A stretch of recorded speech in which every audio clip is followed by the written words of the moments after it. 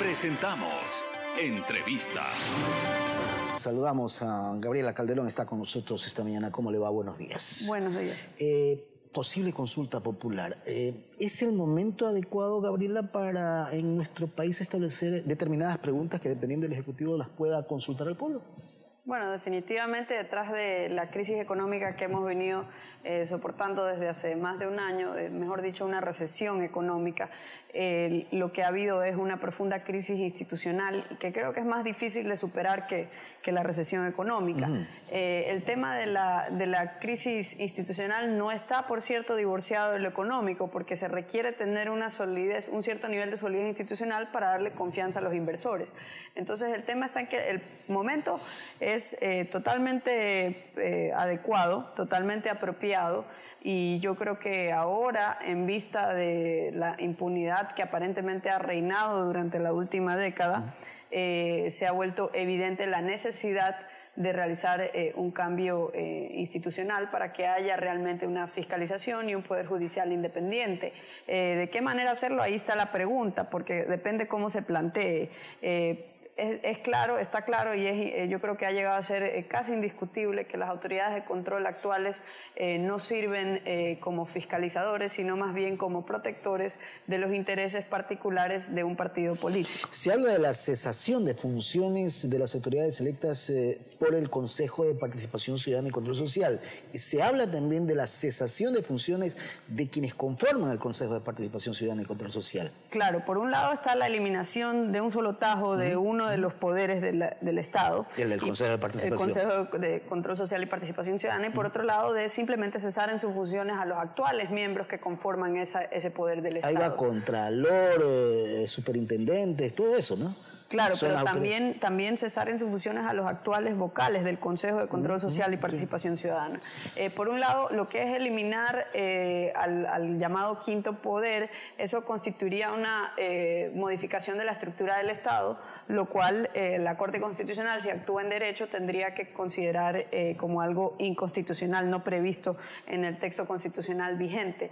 Lo que sí, una salida, digamos, astuta podría ser lo que el abogado cuencano Fabián Pozo proponía hace un año, por ejemplo, era cesar en sus funciones a los vocales actuales del Consejo de Control Social y Participación Ciudadana, cesar en sus funciones a los funcionarios de control que han demostrado no estar ejerciendo el Estado de Derecho, sino más vale en contra de actuando a favor de los intereses particulares de una fuerza política, y diseñar, y ahí está la cuestión que es difícil, digamos, definirlo. El mecanismo, ¿no? El mecanismo de cómo nombrar a las autoridades de transición, porque se crea una especie de vacío de poder. Y cómo hay que tener mucho cuidado qué tipo de mecanismo se adopta para designar a estas autoridades de control, para que no repitamos lo que pasó durante la última década, porque recordemos que ya vivimos un periodo con autoridades designadas en periodo de transición, y ahí estuvo la raíz de la crisis institucional que vivimos actualmente. Ahora, pero se podría hablar también de que en las preguntas de la consulta se hable de textos constitucionales para así evitar la asamblea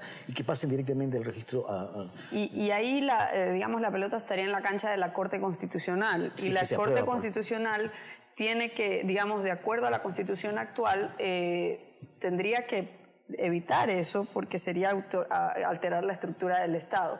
Ahora, en situaciones como la actual, hay que buscarle, digamos, una salida al entuerto, y una posible salida sería que el presidente actual denomine de alguna forma, que yo no lo sé actualmente, pero de alguna forma una comisión que reúna, que sea realmente pluralista, no como esa fachada de pluralismo que vivimos en la última década, sino que, digamos, por lo que precisamente el presidente parece estar huérfano, ser un presidente sin partido, como que su partido, la mayoría de su partido lo ha abandonado, el presidente se vería en una posición obligado a negociar con otras fuerzas políticas.